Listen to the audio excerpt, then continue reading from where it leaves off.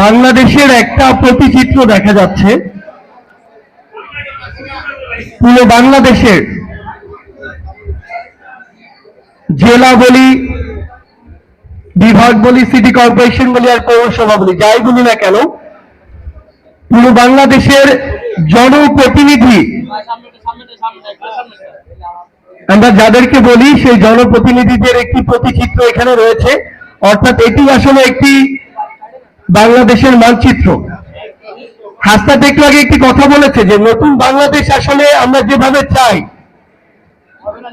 জাতীয় নাগরিক কমিটির মুখ্য সংগঠক হিসেবে আপনাদেরকে শুধু একটি কথাই বলি, নতুন বাংলাদেশের তরুণ প্রজন্ম যে স্বপ্নকে সামনে রেখে স্কুল, কলেজ, বিশ্ববিদ্যালয় লেভেলের স্টুডেন্টরা এভাবে জীবন দিয়ে গেল, ফ্যাসিস্ট বিরোধী সকল শক্তি ঐক্যবদ্ধভাবে রক্ত দিয়ে গেল, সেই নতুন বাংলাদেশের প্রত্যাশা হচ্ছে আমরা এখন থেকে আর কোনো ব্যক্তির হব না, আমাদের সকল কিছু হবে দেশের জন্য, দেশের মানুষের জন্য।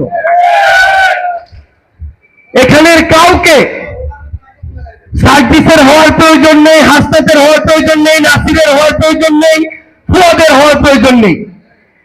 আপনারা যদি দেশের এবং দেশের মানুষের জন্য হন, আমরা আপনাদের জন্য কুরবানি হয়ে যাব।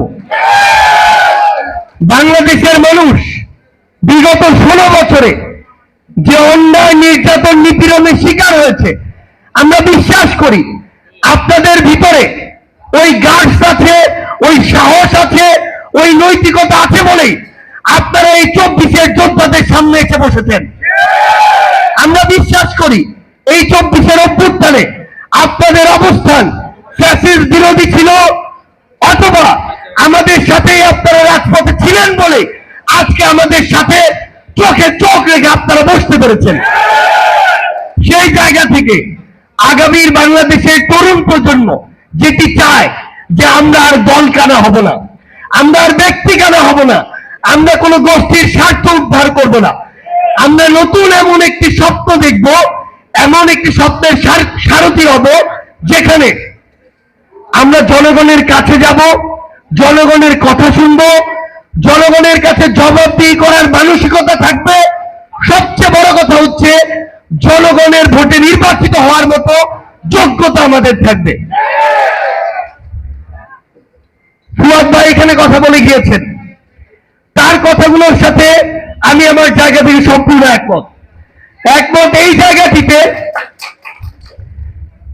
যে আজকে বিগত 16 বছর আমরা দেখেছি খুনি হাসিনা ক্ষমতায় টিকে থাকার জন্য এই বাংলাদেশের জনগণের উপর কিন্তু নির্ভর করেনি, জনগণের ম্যান্ডেটের উপরে নির্ভর করেনি, জনগণের ভোটের উপরে আস্থা রাখেনি।